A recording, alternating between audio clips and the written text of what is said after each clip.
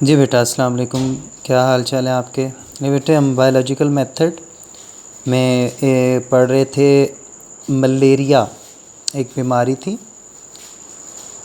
उसकी एग्ज़ाम्पल को biological method के ज़रिए से आपने इसको शुरू से पढ़ा, किस तरीके से इस बीमारी का जो है नाम आया माला एंड एरिया के नाम से, और किस तरीके से क्या कहते हैं उसको, एक मिनट जी, मैं थोड़ा सा बड़ा कर लूँ जी। किस तरीके से इसका नाम तजवीज़ किया गया, फिर इसके बारे में काफ़ी रिसर्च की गई, इसके हवाले से क्विनीन सिनकोना क्विना के नाम से भी ये भी हुआ। फिर जब लास्ट टॉपिक था वो ये था कि लेविरॉन ने सबसे पहले मलेरियल पेशेंट के ब्लड के अंदर एक टाइनी क्रीचर लिविंग बॉडीज़ को देखा था, जिसे कुछ सालों के बाद जाकर नाम दिया गया था प्लाज्मोडियम का। ठीक है जी, प्लाज्मोडियम का नाम दिया गया था। अब इसमें यह है बच्चे कि in the last part of 19th century many different causes of malaria were being suggested.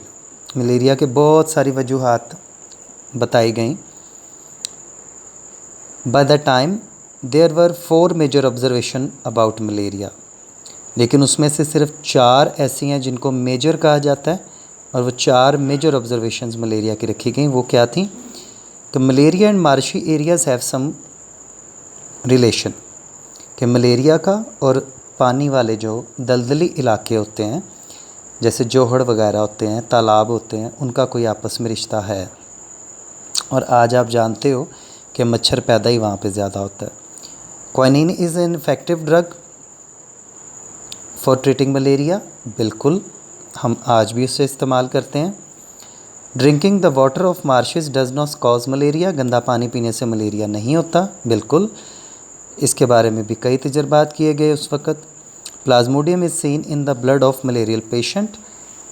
तो ये 4 मेजर ऑब्जर्वेशंस थी बेटे, जो लेट 19th सेंचुरी में कायम की गई। ये सबसे बेहतर ऑब्जर्वेशंस लगी।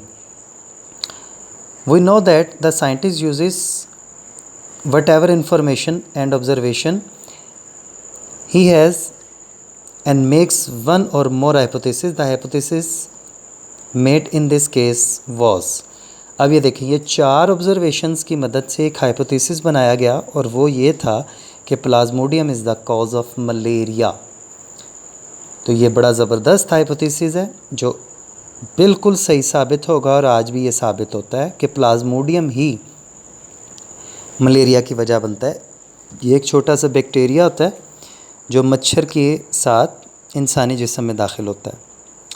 Scientist does not know whether his hypothesis is true और नो नॉट, तो जानते नहीं थे वो उस वक़्त, but he accept it may be true and makes deductions, और उसने इससे डिडक्शंस बना ली ये सोच कर कि ये सच ही होगा। One of the deductions from the above hypothesis was, if plasmodium is the cause of malaria, all persons ill with malaria should have plasmodium in their blood.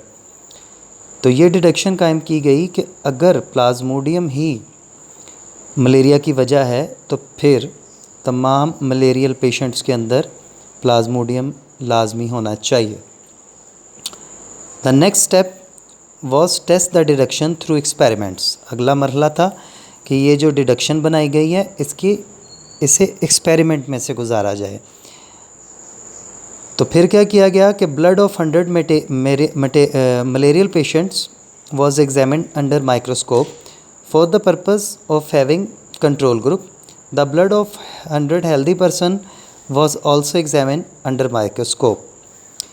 तो इस पर्पस के लिए 100 मलेरिया के पेशेंट्स और 100 सेहतमंद लोगों का ब्लड का नमूना लिया गया, जिसका नतीजा ये निकला कि जो मलेरिया के पेशेंट थे उनमें से 100 में से सिर्फ the result experiment showed that the almost all the malarial patients have Plasmodium in their blood. तो जितने भी मलेरियल पेशेंट थे उनमें प्लाज्मोडियम 100% था, लेकिन जो हेल्दी थे 100 वाले, जो 100 लोग थे उनमें से 7 के अंदर मलेरियल का प्लाज्मोडियम पाया गया था। तो इस तजर्बे से अब तो कोई गुंजाइश ही नहीं रह गई, क्योंकि अगर 100 लोगों को मलेरिया है तो 100 के बीच में प्लाज्मोडियम मौजूद था। नहीं बेटा, ये आज आपका लेक्चर था एक, जो एक नेक्स्ट स्टेप आपने तय किया। बाकी का इंशाअल्लाह ताला कल पढ़ेंगे। अल्लाह हाफ़िज़।